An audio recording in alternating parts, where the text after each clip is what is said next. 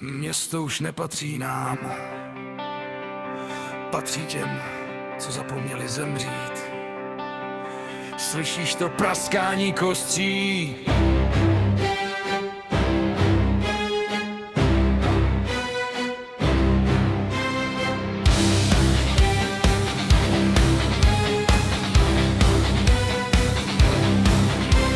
Šouravý krok, v kloubech to křupé, srdce jim v hrudi už dávno netepe. Hníjící cáry a prázdnota v očích, v nekonečných mrtvých kruzích. Tlačí se před, jak špinavá voda, ulice je jich teď naráz plná.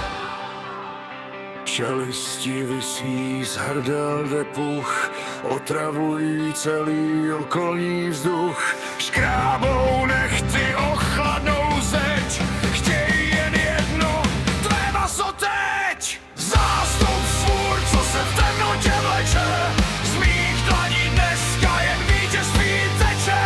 Hladový dech a jící smrad, celý ten svět začal se rozpadat. Už jdou, ale já jsem ta hráz.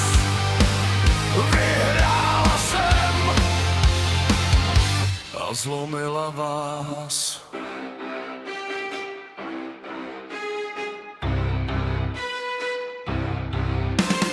Prázdnou v jejich lepkách jen tiše seje, všude kde projdou se smrt jen směje.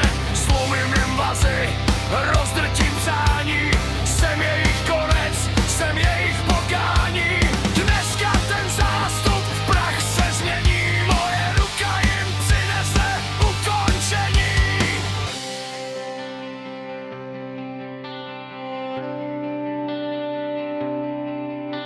Klid, všude kolem jen tichý prach, přežila jsem svůj vlastní strach.